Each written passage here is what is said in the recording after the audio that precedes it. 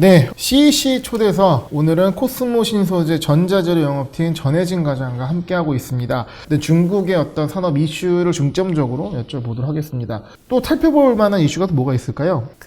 추가적으로 네. 3월 19일부터 네. 중국에서 열리는 중국 배터리 전시회가 있습니다. CIBF 2021이라는 네.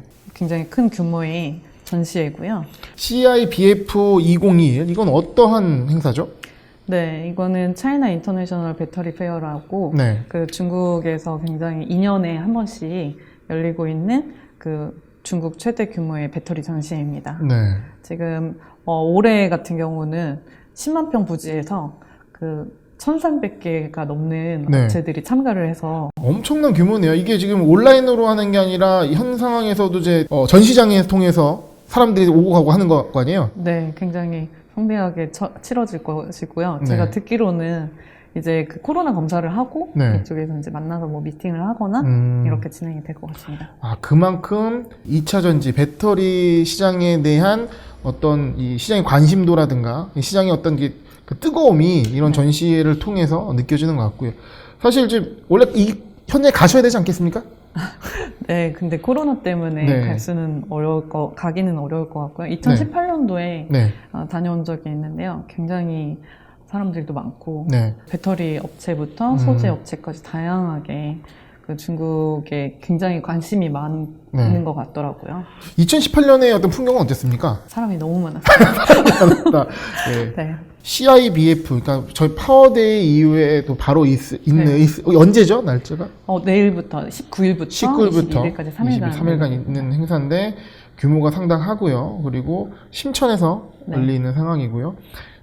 이 관련해서 아마 또 많은 이 네. 시장에 관심 있는 분들이 이제 참여하고 뉴스도 쏟아질 것 같은데 저희가 그러면 전반적으로 지금 어떤 이 중국의 네. 배터리 2차 전지 산업의 상황을 봤을 때 어떠한 부분들을 좀 체크해 봐야 좋을까요? 배터리부터 소재까지 제가 현장에 있으면서 느끼는 점은 이렇게 완성차 업체들도 배터리 업체와 손을 잡고 이렇게 투자를 진행을 하거나 규모의 경제를 실현하려는 그런 게 있는 것 같아요. 네. 그래서 이런 시장 성장에 따라서 이런 수요가 갑자기 너무 많이 커지다 보니까 규모의 경쟁력을 확보하는 게 제일 중요하다고 생각을 하고 있습니다. 네. 그래서 그런 규모가 커지면 그게 이제 투자가 되고 또 투자가 되면 생산량이 많아지잖아요. 네. 생산량이 많아지면은 또 자동적으로 그런 원가 경쟁력을 가질 수 있고요. 그러다 보니까 그런 배터리 업체 그리고 또 그런 전기차 완성차 업체에서도 그런 코스트를 매번 강조하잖아요. 네. 그런 부분들이 굉장히 제일 중요한 항목들이 아닌가. 어떻게 보면은 이제 메이커에서 이제 어떤 코스트의 하락을 이제 소재나 배터리 회사에 전가하는 부분도 좀 있죠. 네. 네. 그러다 보니까 이제 완성차에서는 그런 것까지 컨트롤을 하고 싶어 하는 부분들이 굉장히 많이 보이는 것 같아요. 어떻게 보면 주도권이 이제 완성차 업체 쪽에 좀 더 있다고 봐야 될까요? 그런 부분들도 있겠지만 어쨌든 배터리의 기술력이라든지 네. 이제 그런 부분들을 네. 또 적응하는 것도 굉장히 중요하다고 생각해요. 네. 특히나 지금 배터리 업체들도 마찬가지고 완성차 업체에서도 그런 부분들에 관심을 가지고 전고체 배터리까지 나아가려고는 하지만 또 이만큼 시장이 빠르다 보니까 이런 네. 트렌드에 맞춰서 이제 개발을 하는 부분들이 굉장히 네. 중요하거든요. 네.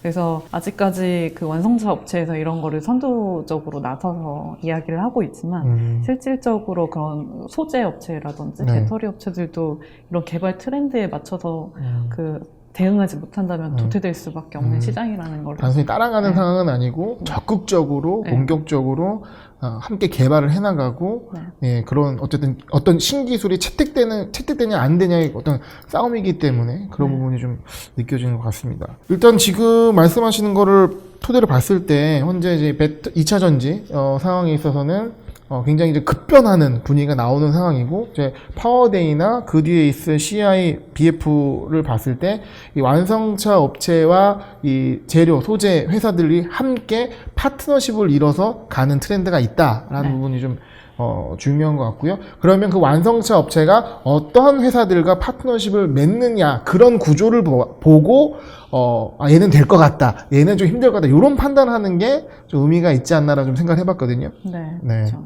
어떻게 합작을 잘해서 네. 어떻게 이런 것들을 끌고 나가는지 네. 그래서 그 선두주자로 나선 이런 완성차 업체들이 어떻게 그런 원료부터 그런 것들을 컨트롤해서 네. 그런 가격적인 부분들도 컨트롤을 하고 그런 특히나 이제 그런 광석 같은 경우도 네. 다 연결이 되어 있기 때문에 그런 수급적인 부분 광물 수급부터 시작을. 네, 수급부터 중요하다고 생각이 들어요. 그래서 네.